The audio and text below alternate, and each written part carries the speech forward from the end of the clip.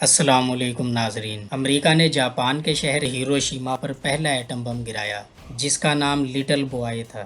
یہ atom bomb صرف 60 کلو uranium پر مشتمل تھا، مگر صرف 40 سیکنڈ میں 80,000 سے زائد لوگ مارے گئے، ہزاروں زخمی، ہزاروں لاپتہ اور ایک پورا شہر جل کر خاک ہو گیا۔ ٹھیک 3 دن بعد 9 اگست کو دوسرا بم ناگاساکی پر گرایا گیا جس کا نام فیٹ مین تھا اور اس میں پلوٹونیم استعمال ہوا تھا۔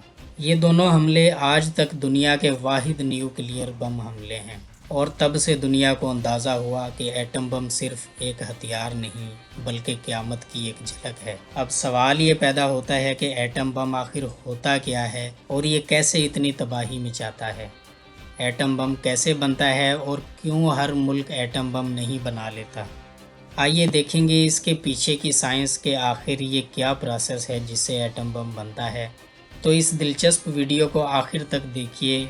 وہ معلومات جو آپ نے پہلے کبھی نہیں سنی ہوں گی اس دلچسپ ویڈیو میں آپ کو ملیں گی۔ نیوکلیئر ہتھیار 2 قسم کے ہوتے ہیں، ایک اٹامک بم جسے فشن بم بھی کہا جاتا ہے جو کہ ہیروشیما اور ناگاساکی پر گرائے گئے۔ دوسرا ہائیڈروجن بم کہلاتا ہے جسے فیوژن بم کہتے ہیں، جو ان سے بھی ہزاروں گنا زیادہ طاقتور ہوتا ہے۔ ایٹم بم ایک چھوٹے سے نیوکلیئر ری ایکشن سے بنتا ہے، یعنی جب یورینیم یا پلوٹونیم کے ایٹمز ٹوٹتے ہیں جسے فشن کہا جاتا ہے تو اس سے اتنی زبردست توانائی نکلتی ہے جو پل بھر میں پورا شہر تباہ کر سکتی ہے۔ یہ بم زمین، ہوا، پانی اور نسلوں تک کو متاثر کرتا ہے۔ اس کی ایٹمی تابکاری یعنی ریڈیشن کی وجہ سے زندہ بچ جانے والے لوگ بھی سالوں تک بیماریوں کا شکار رہتے ہیں۔ ہیروشیما کے بعد دنیا بدل گئی۔ امریکہ کو لگا کہ وہ دنیا کا بے تاج بادشاہ ہے، لیکن جلد ہی سوویت یونین نے بھی ایٹم بم بنا لیا۔ پھر چین، برطانیہ، فرانس، انڈیا، پاکستان، اسرائیل اور اب دنیا کی نظریں ایران پر لگی ہیں۔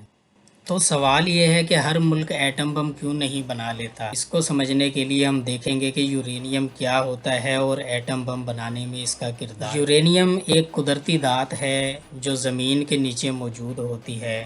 یہ خاص طور پر کینیڈا، قازقستان، آسٹریلیا، ایران اور نائجیریا جیسے ممالک میں پائی جاتی ہے۔ نیچرل یورینیم جو زمین سے نکلتا ہے اس میں 2 قسم کے ایٹمز ہوتے ہیں۔ ایک یورینیم 238 کہلاتا ہے جو کہ غیر مؤثر ہوتا ہے۔ اس میں دوسرا یورینیم 235 کہلاتا ہے جو اصل نیوکلیئر ایندھن ہوتا ہے۔ اس میں یورینیم 238 کی پرسنٹیج 99.3% ہوتی ہے، جبکہ یورینیم 235 0.7% ہوتا ہے۔ اب مسئلہ یہ ہے کہ یورینیم 235 جس کو ایٹم بم بنانے کے لیے استعمال کیا جاتا ہے، جو کہ صرف 0.7% ہوتا ہے، جس کو ایٹم بم بنانے کے لیے استعمال نہیں کیا جا سکتا۔ یعنی اگر آپ 1000 کلو گرام یورینیم نکالیں تو اس میں سے صرف 7 کلو گرام یورینیم 235 قابل استعمال ہوتا ہے۔ تو اس کے لیے یورینیم کی افزودگی کی جاتی ہے جس کو انریچمنٹ کہتے ہیں۔ اس پروسیس کے ذریعے یورینیم سے یورینیم 235 کو الگ کیا جاتا ہے اور اس کی پرسنٹیج بڑھائی جاتی ہے۔ یہی وہ عمل ہے جو سب سے زیادہ خفیہ، مہنگا اور حساس سمجھا جاتا ہے۔ یورینیم انریچمنٹ کے ذریعے یورینیم کی مقدار 90% سے اوپر لے جائی جاتی ہے، تب جا کے یہ یورینیم ایٹم بم میں استعمال کے قابل ہوتا ہے۔ اب یہاں سمجھتے ہیں کہ انریچمنٹ آخر ہوتی کیسے ہے اور یہ کیوں اتنا مشکل اور سالوں پر محیط پروسیس ہوتا ہے۔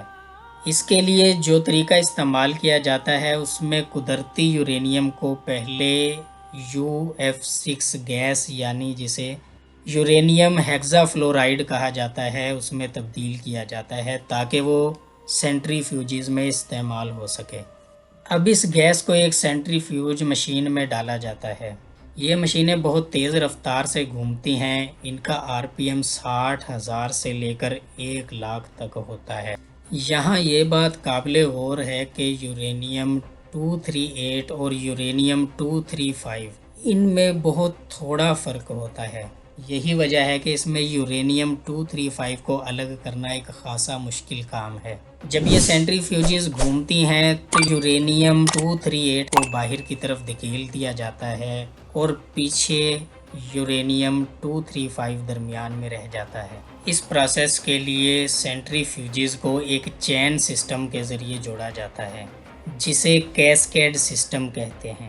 اس میں 1000 سے 2000 یا کبھی 4000 سے زیادہ سینٹریفیوجز کو جوڑا جاتا ہے۔ یہ ایک بہت بڑا اور پیچیدہ انڈسٹریل سسٹم ہوتا ہے۔ سینٹریفیوجز میں یورینیم 235 کی مقدار سٹیپ بائی سٹیپ بڑھائی جاتی ہے، جیسے کہ ایک سینٹریفیوجز میں 0.7% سے 0.9% تک بڑھائی جاتی ہے۔ اسی طرح پھر اگلی سٹیج پر 0.9% سے 1.5% بڑھائی جاتی ہے۔ پھر اسی طرح بتدریج 3%، 5%، 20% اور پھر اسی طرح 90% سے اوپر لے جایا جاتا ہے، جو کہ ایٹم بم میں استعمال کے لیے تیار ہوتی ہیں۔ ہر سینٹریفیوج کی سپیڈ، کوالٹی اور بیلنس مختلف ہو سکتی ہے۔ کچھ سینٹریفیوجز صرف لو انریچمنٹ کے لیے ہوتی ہیں اور کچھ ہائی انریچمنٹ ہینڈل کر سکتی ہیں۔ سب کو ایک خاص ترتیب اور مہارت سے جوڑا ہوتا ہے جو اس پروسیس کو مکمل کرنے کے قابل بناتا ہے۔ یورینیم 235 کو الگ کرنے کا یہ پروسیس اتنا مشکل اور پیچیدہ ہوتا ہے کہ اس میں کامیابی حاصل کرنے کے لیے اسے سینکڑوں یا ہزاروں بار پروسیس سے گزارا جاتا ہے، پھر جا کر کہیں کامیابی ملتی ہے۔ اس کے لیے بہت زیادہ بجلی کی ضرورت ہوتی ہے۔ ایک چھوٹی سی غلطی پورے چین ری ایکشن کو برباد کر سکتی ہے۔